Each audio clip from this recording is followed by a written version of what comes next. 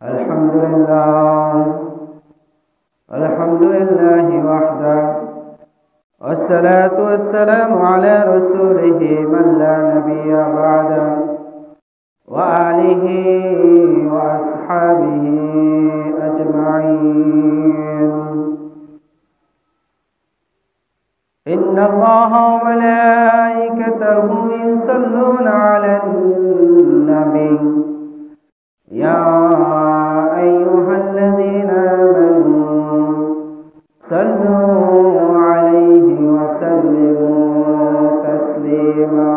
اللهم صل على سيدنا مولانا محمد وعلى آل سيدنا مولانا محمد. اللهم صل على سيدنا مولانا محمد وعلى آل سيدنا مولانا محمد. بلغ العلا بكماله كشف الدجى بجماله، حسنت جميع خصاله. صلوا عليه وآله سلموا يا كوبر. صلوا على صدر الأمين مصطفى ماذا إلا رحمة للعالمين. وقال تعالى إن الله لا يغفر أن يشرك به ويغفر ما دون ذلك لمن يشاء، ومن يشرك بالله فقد افترى إثما عظيما.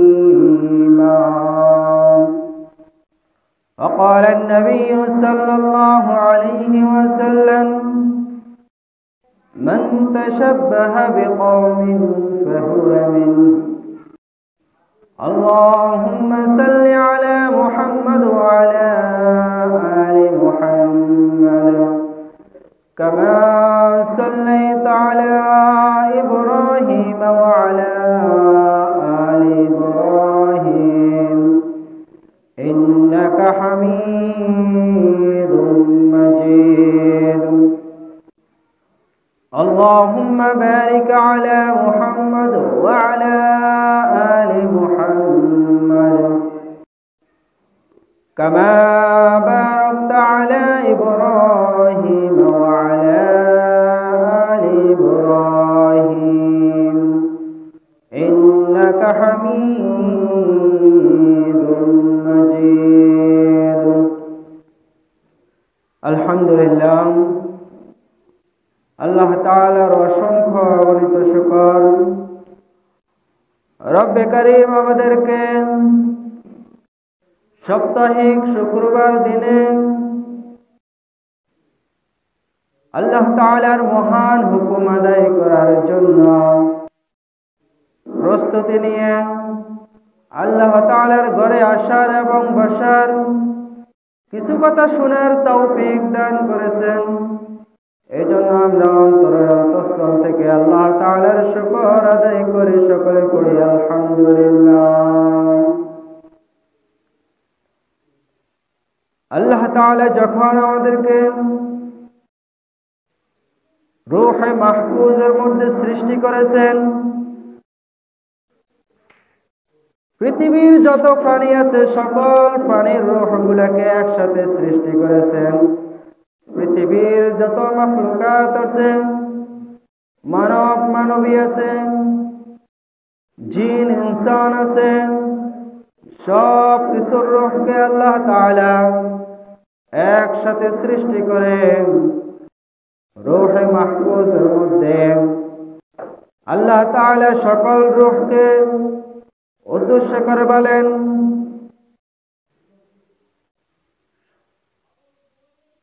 রূহবাসী, তোমরা বলো তোমাদের প্রভুকে, তোমাদের রবকে।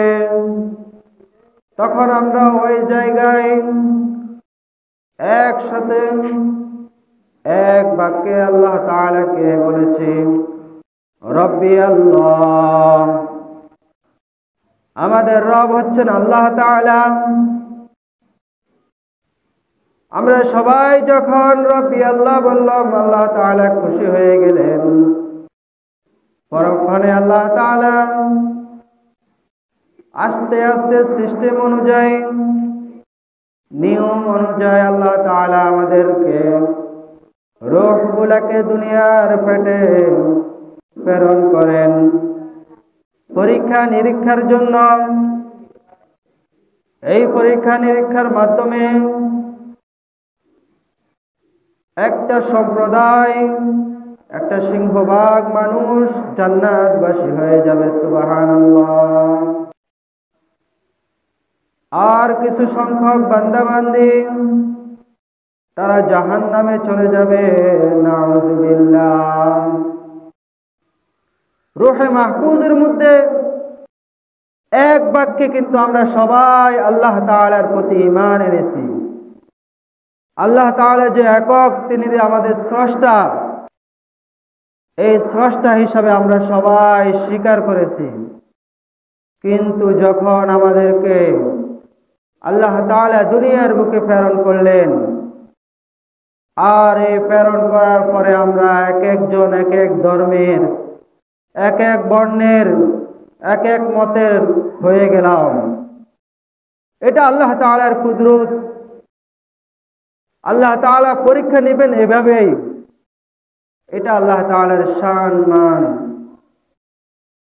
এই পরীক্ষায় যারা উত্তীর্ণ হবে, আল্লাহ তাআলাকে রাজি খুশি করাতে পারবে, রাসূল সাল্লাল্লাহু আলাইহি সাল্লামের সুন্নাহ অনুযায়ী জীবন যাপন করতে পারবে, তাদের জন্য অনন্তকাল সুখময় জান্নাত রয়েছে, সুবহানাল্লাহ। কি রয়েছে? সুখময় জান্নাত রয়েছে। আর যারা আল্লাহ তাআলার হুকুমকে অমান্য করবে, রাসূলের দেখানো পথে চলবে না, কোরআন অনুযায়ী জীবন যাপন করবে না, তাদের জন্য অনন্তকাল শাস্তির ব্যবস্থা রয়েছে জাহান্নামে, নাউযুবিল্লাহ। আমরা জানি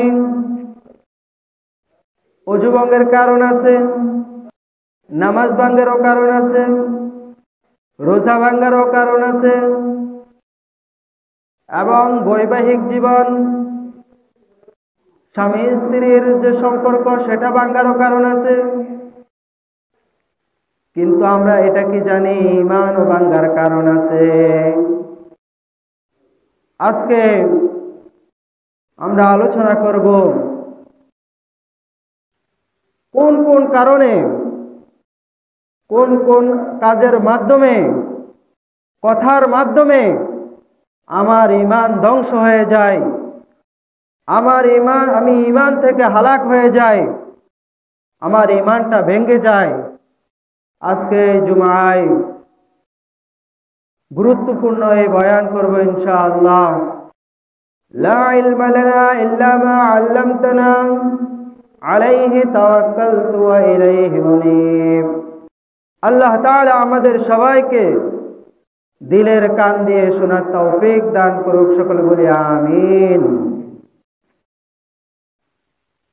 ঈমান ভাঙ্গার প্রথম যে কারণটি রয়েছে, মুহাক্কিক আলেম যারা রয়েছে, মুহাদ্দিস যারা রয়েছে, বড় বড় বুজুর্গানে কারাম যারা রয়েছে, তারা এই কারণগুলি ব্যাখ্যা করে, এই কারণগুলি কোরআন হাদিস অনুযায়ী রিসার্চ করে বের করেছেন, এবং কোরআন হাদিস থেকে তালাশ করে শেষ নির্যাস যেটা একদম সহজ, যে সাবলীল যেটা, সেটা বের করে এনে আপনাদের নিকট পেশ করতেছি ইনশাআল্লাহ। ঈমান ভঙ্গের এক নম্বর কারণ হচ্ছে আল্লাহ তাআলার সাথে শিরিক করা। আল্লাহ তাআলার সাথে কি করা? শিরিক করা। ঈমানের মৌলিক তিনটি দাবি। এক নম্বর হচ্ছে বান্দা মনে মনে আল্লাহ তাআলাকে বিশ্বাস করবে, মনে প্রাণে আল্লাহ তাআলাকে বিশ্বাস করবে, রাসূল সাল্লাল্লাহু আলাইহি ওয়াসাল্লামকে বিশ্বাস করবে এবং জবান দ্বারা সেটা স্বীকার করবে এবং কাজকর্ম আমলের মাধ্যমে সেটা প্রমাণ করবে। আমার অন্তরে আমি আল্লাহ তাআলাকে বিশ্বাস করলাম, পাশাপাশি দেবদেবীকেও আমি বিশ্বাস করলাম। আমরা অনেকে এটা মনে করি যে পৃথিবীতে তো সব ধর্ম এক, সবাই তো আল্লাহকে ডাকে। আমি মুসলমান হিসাবে ডাকতেছি, উনি হিন্দু হিসাবে ডাকতেছে, বা যে যে ধর্মের সে ওই ধর্ম অনুপাতে আল্লাহ তাআলাকে ডাকতেছেন। সবার কিন্তু মাকসাদ একটাই না ভাই, সবার কিন্তু মাকসাদ একটা নয়। আমি মুসলমান হিসাবে, আমি মুমিন হিসাবে আমার কলবে ধারণ করতে হবে আল্লাহ একক। আল্লাহ তাআলা কোরআনে কারীমের মধ্যে ইরশাদ করেন, ইয়া আইয়ুহাল্লাযীনা আমানু আমিনু, হে ঈমানদাররা তোমরা ঈমান নবায়ন করো, ঈমানকে পরিপূর্ণ ধারণ করো, ঈমানের পথে বলিয়ান, ঈমানের বলে বলিয়ান হয়ে যাও। তাহলে আল্লাহ তাআলা কাফেরদেরকে বলেন নাই ইয়া আইয়ুহাল্লাযীনা আমানু আমিনু, হে ঈমানদাররা তোমরা আমার ঈমান আনো, ঈমানকে শক্ত করো, এটা ঈমানদারদেরকে বলছেন। কি ব্যাপার, আমরা তো এমনিই মুসলমান, আমরা এমনিই ঈমানদার, আবার আল্লাহ কিল্লা আমাদেরকে ঈমান আনতে বললেন। অর্থাৎ এই কথার সংজ্ঞা হচ্ছে আল্লাহ তাআলাকে আমরা যখন বলেছি আমানতু বিল্লাহি কামা হুয়া বিআসমাইহি ওয়া সিফাতিহি ওয়া কাবিলতু জামিআ আহকামিহি, আমি ঈমান আনলাম সর্ববিধ নাম ও গুণ বিশিষ্ট সকল গুণের গুণান্বিত হিসাবে আমি আল্লাহকে বিশ্বাস করলাম, আল্লাহ তাআলার প্রতি ঈমান আনলাম এবং তাহার সমস্ত হুকুম মানিয়া লইলাম। আল্লাহ তাআলা যেটা হুকুম করেছেন সেটাকে মানলাম, যেটা নিষেধ করেছেন সেটাকে আমরা পরিত্যাগ করলাম। এটাই হচ্ছে ঈমানের দাবি। আমি মুসলমান হলাম, ঈমানদার হলাম, অথচ আমার ভিতরে যদি নেফাকি থাকে, আমার কলবের ভিতরে যদি অন্য কিছু লালন করে, তাহলে আমি যতই আমল করি, যত কিছু করি, আল্লাহ তাআলার দরবারে কবুল হবে না। এই কারণে আল্লাহ তাআলা ইরশাদ করেন সূরা নিসার 48 নম্বর আয়াতে, বিসমিল্লাহির রহমানির রহিম, ইন্নাল্লাহা লা ইয়াগফিরু আন ইউশরাকা বিহি ওয়া ইয়াগফিরু মা দুনা যালিকা লিমান ইয়াশা ওয়া মান ইউশরিক বিল্লাহি ফাকাদ ইফতারা ইসমান আযীমা। আল্লাহ তাআলা বলতেছেন যে আমি সকল গুনাহ মাফ করে দিতে পারি, সকল গুনাহ আমার হাইসিয়ত অনুযায়ী, আমি রহমান, আমি রহিম, আমি খালেক, আমি মালিক, ওই দৃষ্টিকোণ থেকে আমি আমার বান্দাকে মাফ করে দিতে পারি। কিন্তু আমি একটি গুনাহ মাফ করি না, সেটা হচ্ছে শিরকের গুনাহ। কিসের গুনাহ? শিরকের গুনাহ আল্লাহ তাআলা এই আয়াতে বলতেছেন যে আমি মাফ করি না। শিরকের গুনাহ আল্লাহ তাআলা কখনোই মাফ করেন না। যখন শিরক হয়ে যায়, যদি সাথে সাথে বান্দা বুঝতে পারে আমার দ্বারা শিরক হয়ে গেছে, আল্লাহ আমাকে খাওয়ায়, আমি বলতেছি আমার ছেলে খাওয়ায়, আমাকে আল্লাহ তাআলা সুস্থ রাখছে, আমি বলি যে আমাকে অমুকে ওষুধপাতি দিছে কারণ আমি সুস্থ আছি। তারপর একটুর জন্য আমি বেঁচে গিয়েছি, আমি যদি ও যদি আমাকে না টান দিত, তাহলে আমি হয়তোবা এখানে অ্যাক্সিডেন্ট হয়ে যেত। আসলে কিন্তু আপনাকে কে বাঁচাইছে? আল্লাহ বাঁচাইছে। এইরকম ছোট ছোট শিরিকের মাধ্যমে আমরা আল্লাহ তাআলাকে সাইডে ফেলে দেই। অথচ আমাদেরকে বিপদ দেয়, বিপদ থেকে উদ্ধার করে কে? আল্লাহ আমাদেরকে দেয় বিপদ দেয়, আবার বিপদ থেকে উদ্ধার করে, সুস্থতা দেয়, অসুস্থতা দেয়, আবার সব কিছু থেকে আমাদেরকে পানাহ দেয়। কে দেয়? আল্লাহ দেয়। এগুলো মনে পড়ে আমাদেরকে বিশ্বাস করতে হবে। আর যদি আমি বিশ্বাসের জায়গায় যদি একটু নেফাকি থাকে, তাহলে যতই আমল করি আল্লাহ বলতেছেন যে তার ঈমানের মধ্যে ঘাটতি রয়েছে, ঈমানের মধ্যে দুর্বলতা রয়েছে, সুতরাং আমি তার আমলকে কবুল করলাম না। নাউজুবিল্লাহ। আমি কত কষ্ট করে আমল করলাম, ফজরের সালাত পড়লাম, জোহরের নামাজ পড়লাম, জুমার নামাজ পড়লাম, অথচ আমার ঈমানের দুর্বলতার কারণে যদি সেটা কবুল না হয়, তাহলে আমার মতন দুর্ভাগ্যবান ব্যক্তি আর কোথাও নাই। 2 নম্বর হচ্ছে ঈমান ভঙ্গের 2 নম্বর কারণ হচ্ছে আল্লাহ ও তার বান্দার মধ্যে কাউকে মধ্যস্থকারী হিসাবে গ্রহণ করা। আল্লাহ তাআলা বান্দাকে যা দিবেন সরাসরি দিবেন, রহমত দিবেন সরাসরি দিবেন, বরকত দিবেন, সবকিছু সরাসরি দিবেন। কোনো ভায়া কোনো মাধ্যম আমাদেরকে ধরতে হবে না। এটা এমন নয় যে চেয়ারম্যান সাহেবের কাছে আমি একটা সিগনেচারের দরকার হয়েছে, এখন আমি তার পিএস কে ধরবো, এমন নয়। আল্লাহর সাথে আপনি সরাসরি কানেকশন হইতে পারবেন। আল্লাহ তাআলার সাথে কানেকশন যদি বান্দা অন্য কোনো মাধ্যমে প্রচেষ্টা করে, তাহলে কিন্তু তার ঈমান ধ্বংস হয়ে যাবে, তার ঈমান নষ্ট হয়ে যাবে। আল্লাহ তাআলা সূরা ইউনূসের মধ্যে 18 নম্বর আয়াতে আল্লাহ তাআলা ইরশাদ করেন,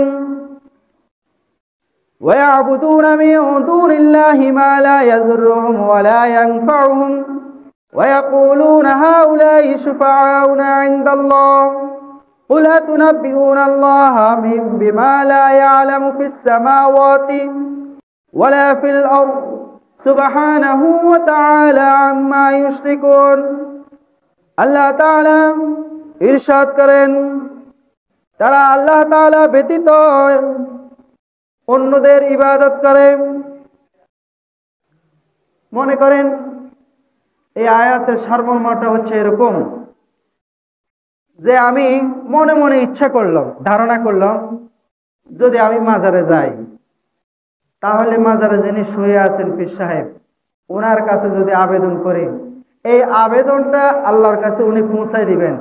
আর আমার বিশ্বাস, আবেদন যখন পৌঁছাবে তখন ফিরাবেন না।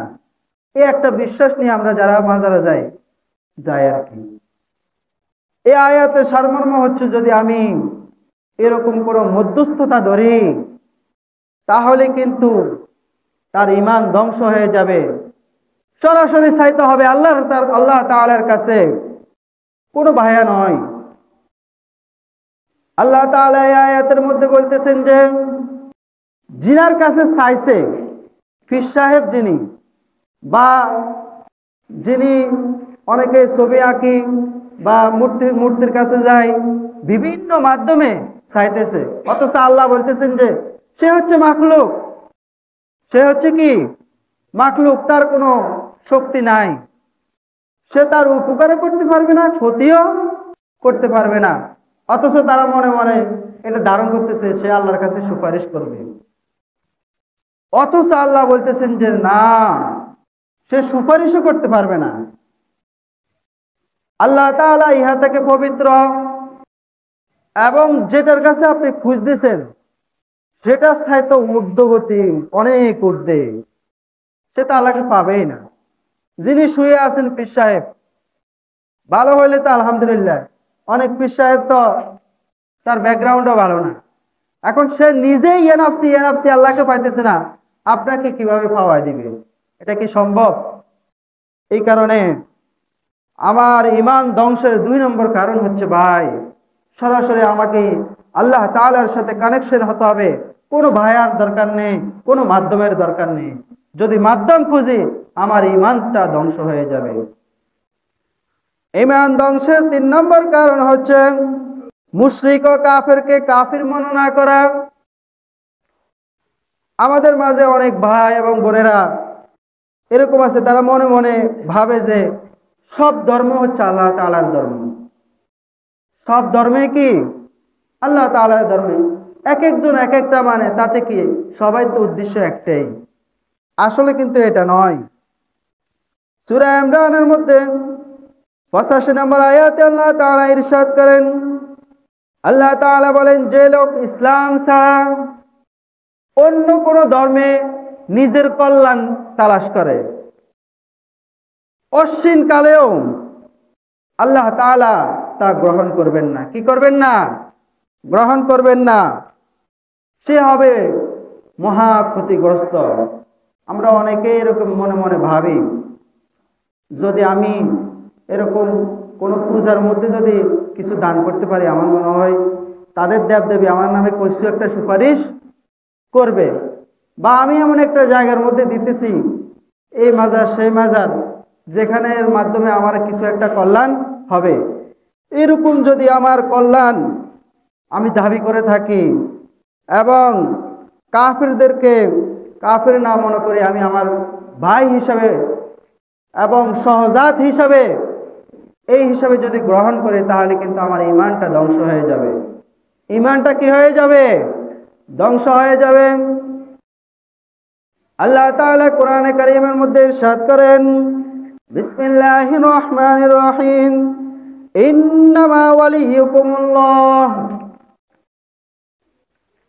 অন্য কোন ধর্মের ব্যক্তি আমাদের বন্ধু নয়, আমাদের বন্ধু হচ্ছে এক নম্বরে হচ্ছে আল্লাহ তাআলা। আমাদের বন্ধু এক নম্বরে কে? আল্লাহ তাআলা আমাদের বন্ধু। ওয়া রাসূলুহু, এবং তার রাসূল। 2 নম্বরে বলছেন যে, 1 নম্বর বলছেন আল্লাহ তাআলা হচ্ছেন মুমিনদের বন্ধু, 2 নম্বর হচ্ছেন রাসূল তাদের বন্ধু, 3 নম্বর হচ্ছে আল্লাযীনা আমানু, যারা ঈমান এনেছে, ঈমানদার। এক ঈমানদার অপর ঈমানদার ভাইয়ের বন্ধু। আচ্ছা, আপনি বন্ধুত্ব দাবি করেন বা না করেন, কিন্তু কোরআন এবং হাদিস অনুযায়ী একে অপরের বন্ধু। তারপর হচ্ছে আল্লাযীনা ইউকিমুনাস সালাহ, এবং যারা নামাজ আদায় করে, একসাথে যারা নামাজ আদায় করতে আসছে। আজকে আমরা এমন লোক আছি, কেউ কাউকে কখনো দেখি নাই, বন্ধুত্ব থাক দূরের কথা, কিন্তু কোরআনের ভাষা হচ্ছে যারা একসাথে নামাজ পড়ে বা নামাজি, তারা একে অপরের বন্ধু। সুবহানাল্লাহ। একে অপরের কি বন্ধু। ওয়ায়ুতুনাজ যাকাতা ওয়া হুম রাকিউন, এবং যারা যাকাত আদায় করে, তারা কোরআন হাদিস অনুযায়ী তারা একে অপরের বন্ধু। তাহলে আমরা আমাদের বন্ধু পাইছিনি? আমরা আমাদের বন্ধু পেয়ে গেছি। গত সপ্তাহে আমি বলছিলাম যে, ইয়া আইয়ুহাল্লাযীনা আমানু লা তাত্তাখিযুল ইয়াহুদা ওয়ান নাসারা আউলিয়া। গত সপ্তাহে আমি বলছি যে তোমরা কখনো ইহুদি, নাসারা, বিজাতি যারা রয়েছে তাদেরকে বন্ধু হিসেবে গ্রহণ করো না। এখন এই সপ্তাহে আবার বলে দিলাম যে আমাদের বন্ধু কারা কারা। 1 নম্বর হচ্ছে আমাদের বন্ধু আল্লাহ।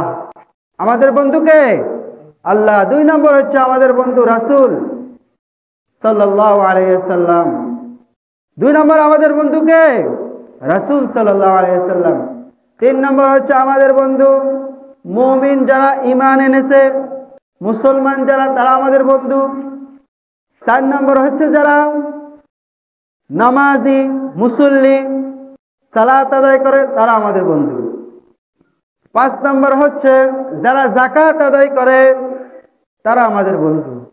এবার বন্ধু কারা চিনছেন? আল্লাহ তাআলা আমাদেরকে বুঝার তৌফিক দান করুক, সকলে বলি আমিন। 3 নম্বরে আমি বলছিলাম যে মুশরিক যারা রয়েছে, কাফের যারা রয়েছে, তাদেরকে কাফের না মনে করে যদি আপনি সহজাত মনে করেন, বন্ধু মনে করেন, তাহলেও কিন্তু আপনার ঈমান চলে যাবে, ঈমান থেকে আপনি হালাক হয়ে যাবেন। 4 নম্বর হচ্ছে নবী সাল্লাল্লাহু আলাইহি ওয়াসাল্লামের কথার চেয়েও অন্য কোন, যেমন আমাদের রাসূলের হাদিস, কোরআনের আয়াত, এইগুলোকে আপনি প্রাধান্য দিছেন, ঠিক আছে, তবে এটার সাথে আরো প্রাধান্য দিতেছেন অন্যান্য হয়তো মহান মনীষী একজনের বা রবীন্দ্রনাথ ঠাকুরের বা অন্যান্য এরকম আছে নানি মনীষী যারা রয়েছে তাদের বাক্যগুলিকে উক্তিগুলিকে আপনি আরো উঁচু লেভেলে নিয়ে গেছেন, বিশ্বাস করতেছেন মনে প্রাণে, অথচ কোরআন হাদিসের কথাকে আপনার কানের ভিতরে ঢুকাতে পারে না। এরকম যদি হয় তাহলে ভাই আমার ঈমানটা ধ্বংস হয়ে যাবে। আল্লাহ তাআলা সূরা নিসার 60 নম্বর আয়াতে বলতেছেন, বিসমিল্লাহির রহমানির রহিম, আলাম তারা ইলাল্লাযীনা ইয়াজউমুনা আন্নাহুম আমানু বিমা উনজিলা ইলাইকা ওয়া মা উনজিলা মিন ক্বাবলিকা ইউরিদুনা আন ইয়াতাহাকামু ইলাত তাগুত ওয়া ক্বাদ উমিরু আন ইয়াকফুরু বিহিম ওয়া ইয়াজদাদু আশ-শাইতানু আন ইউদিল্লাহুম ফাকাদ যাল্লা যালালান বাঈদা। আল্লাহ তাআলা এই আয়াতের মধ্যে বলতেছেন, তারা আপনার পূর্বে অর্থাৎ পূর্বের যত নবী রাসূল দুনিয়াতে এসেছেন সবার উপরে ঈমান এনেছেন। যখন আমাদের রাসূলের জামানার কথা বলতেছি, যখন সবাই ঈমান আনার পরে এখন তারা অন্যান্য নবী রাসূল যারা আসছে দুনিয়াতে তাদের প্রতি ঈমান আনছে এবং রাসূলের উপরে কি করছে? ঈমান আনছে এবং সব কিছুর পরে কোরআনও মানছে, কোরআনকেও কি করছে? মানছে। মানার পরেও তারা কোনো একটা বিচার, কোনো একটা সমাধানের দরকার সাথে সাথে চলে যেতেছে তাগুতের কাছে। কাদের কাছে? কাফিরদের কাছে বা অন্যান্য জাতিদের কাছে। অথচ ইসলাম হচ্ছে পরিপূর্ণ জীবন বিধান। ইন্নাদ দীনা ইনদাল্লাহিল ইসলাম, আল্লাহ তাআলা বলতেছেন যে মনোনীত দিন হচ্ছে ইসলাম। এই ইসলামের ভিতরে পারিবারিক জীবন, সামাজিক জীবন, রাষ্ট্রীয় জীবন, আন্তর্জাতিক জীবন সব কিছু নিহিত আছে। শুধু আপনি খুঁজে খুঁজে বের করে আমল করতে হবে। সুবহানাল্লাহ। আমাদের এমন একটা ধর্ম, এই ধর্মের লোকেরা কারো থেকে কোনো কিছু হাওলাত নিতে হয় না, এটা স্বয়ং সম্পূর্ণ একটা ধর্ম। এখন আমরা দেখি বাড়ির ভিতরে একটা ভেজাল লাগছে। আমি একজন মনে করেন না সুশীল ব্যক্তির কাছে না যাই, আমি একজন ইসলামিক মাইন্ডের যারা আছে তাদেরকে জিজ্ঞেস না করে আমি সাধারণত যারা আছে তাদেরকে জিজ্ঞেস করি। কথা বুঝা আসেনি? তারা তাদের মতো করে একটা সমাধান দিয়ে দেয়। ইসলামের মধ্যে এরকম ভাই বোনের বিধান, এরপরে হচ্ছে মিরাজ যেটা মানে বন্টন, এগুলাও রয়েছে। তারপর হচ্ছে বৈবাহিক জীবনে কোনো একটা জটিলতা দেখা দিয়েছে, এটারও সমাধান রয়েছে। এই সমাধানগুলো আমরা কোরআন হাদিসের মাধ্যমে না খুঁজে দুনিয়াবি হাইসিয়তে খুঁজি। এরকম যদি আমরা মনে করি যে আমি এটা চাইতে উত্তম ওটাকে মনে করি, তাহলে ভাই আমার ঈমানটা চলে যাবে। আমার ঈমানটা কি হয়ে যাবে? চলে যাবে। 5 নম্বর হচ্ছে মুহাম্মদ সাল্লাল্লাহু আলাইহি সাল্লামের আনিত বিধান অপছন্দ করা। আমি যদি রাসূল সাল্লাল্লাহু আলাইহি সাল্লামের সুন্নাহকে অপছন্দ করি, যেমন অনেকেই আমরা মনে মনে ধারণা করতেছি জিহাদ কিন্তু ফরজ করছে বা জিহাদ কেন মুসলমানদের, এরকম হয় না নি? বা আমি রাগের ঠেলায় 3 তালাক দিয়ে না হালা দিছে, তো কিসে মাই লাগেটা আবার আমি ঘুরে গেলাই, আমার কাছে আসুক না, সমস্যা কি? এত কঠিন করার কি আছে? হয়তো বা আপনারা অপছন্দ হইতে পারে ভাই। যদি আপনি অপছন্দ করেন তাহলে আপনার ঈমানটা চলে যাবে। প্রত্যেকটা বিধানের মধ্যে মানুষের কল্যাণ রয়েছে, এটা আমাকে মনে প্রাণে বিশ্বাস করতে হবে। আল্লাহ তাআলা সূরা নিসার 65 নম্বর আয়াতে বলতেছেন, অতএব আল্লাহর কসম, যে লোক ঈমানদার সে লোক ঈমানদার হবে না যতক্ষণ না তারা সৃষ্ট বিবাদের ব্যাপারে তোমাদেরকে বিচারক মনে না করে, তোমাদেরকে মীমাংসার ব্যাপারে নিজের মনে কোনো সংকীর্ণতা হবে না, তা সন্তুষ্ট চিত্তে কবুল করে নেবে। এই আয়াতের সারমর্মে একবার রাসূল সাল্লাল্লাহু আলাইহি সাল্লামের জামানায় একটা ঘটনা ঘটে গিয়েছে। যেমন এক কাফেরের সাথে আর এক মুসলমান ইমানদারের সাথে ঝগড়া হয়ে গেছে কোনো একটা ব্যাপারে।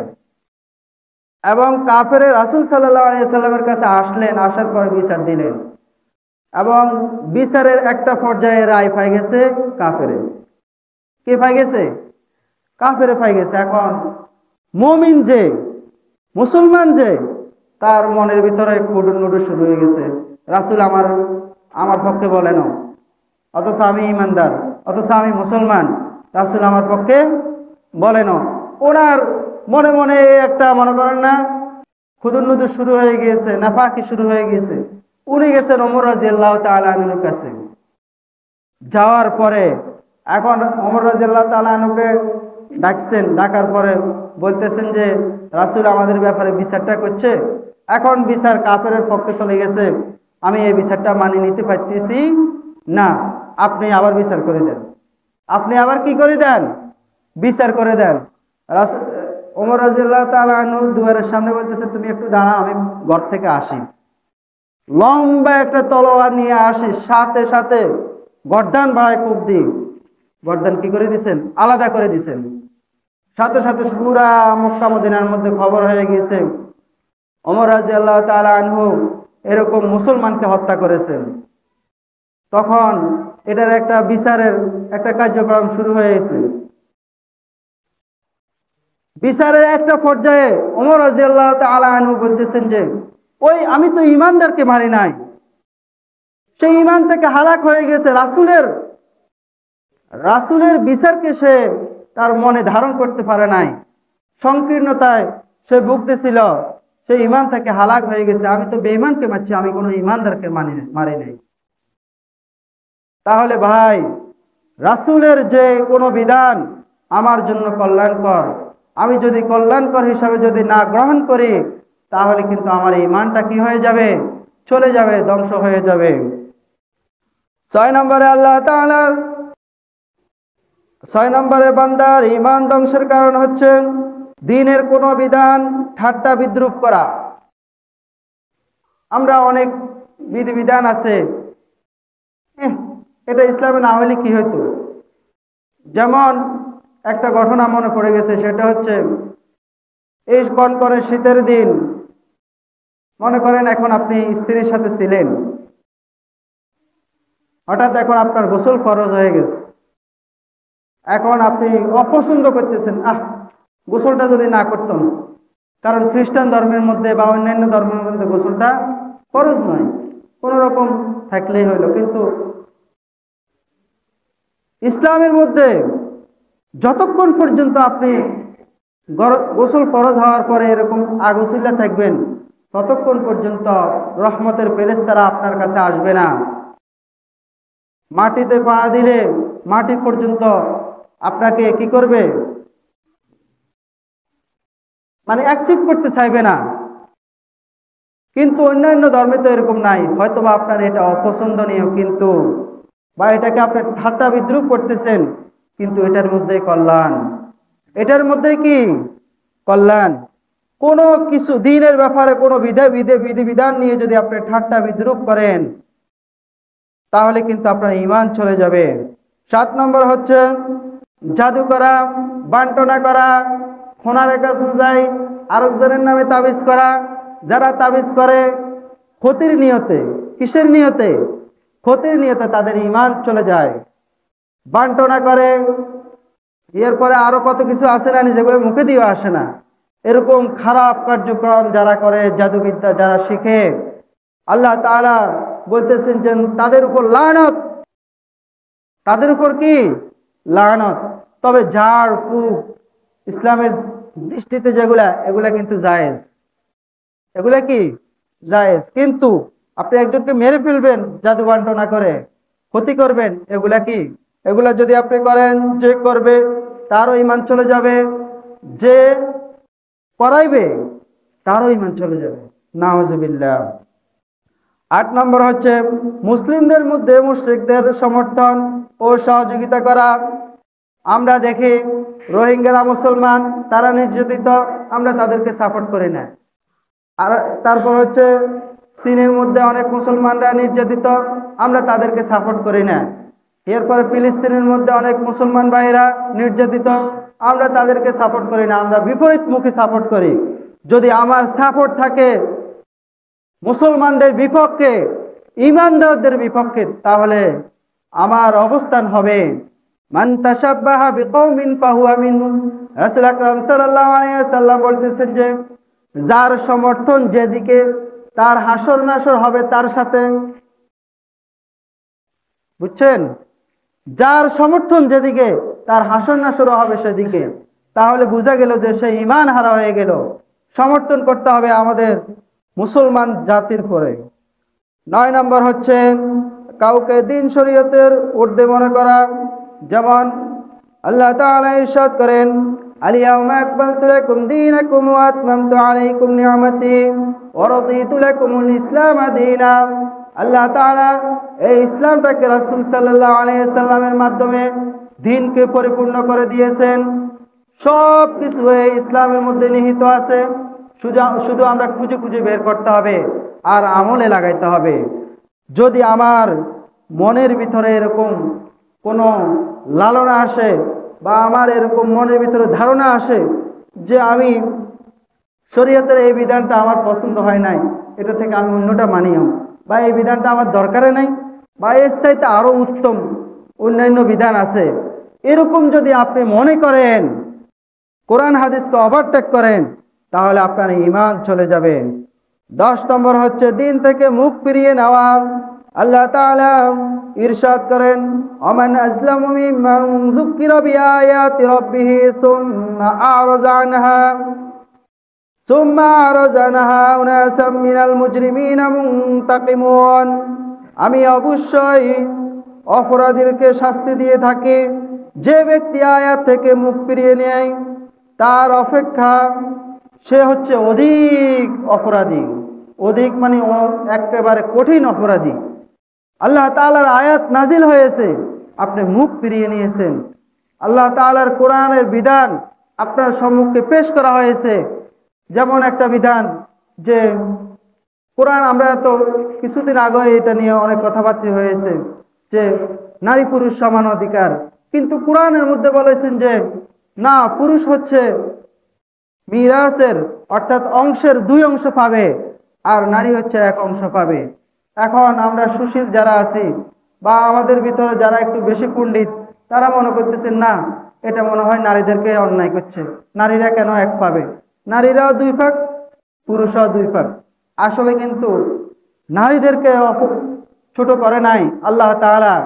নারীরা স্বামীর থেকে পাইবে 1 অংশ, বাপের বাড়ি থেকে পাইবে আর 1 অংশ, 2 তো হয়েই গেছে। আর ছেলেরা তো আর কোথাও থেকে পাবে না, এই কারণে ছেলেদের জন্য 2। আল্লাহ তাআলা যে বন্টনটা করেছেন, যে বিচারটা করেছেন, এটা হবে সমান সমান। এই বিচারের ব্যাপারে, এই দ্বীনের ব্যাপারে যদি আপনি মুখ ফিরিয়ে নেন, না মানেন, তাহলে আপনার ঈমানটা ধ্বংস হয়ে যাবে। আল্লাহ তাআলা ঈমান ধ্বংসের যে 10টি কারণ আমরা ব্যাখ্যা করেছি, বলেছি, আল্লাহ তাআলা এই 10টি ব্যাখ্যাকে আল্লাহ তাআলা আমরা যেন মনে প্রাণে বিশ্বাস করে আমল করতে পারি, সেই তৌফিক দান করুক। সকলে বলি আমিন।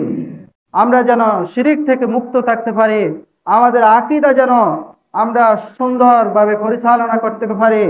কারণ ভাই, আপনার নামাজ এটা হচ্ছে পরে, রোজা এটা হচ্ছে পরে, হজ এটা হচ্ছে পরে, সর্বপ্রথম আমার হচ্ছে ঈমান।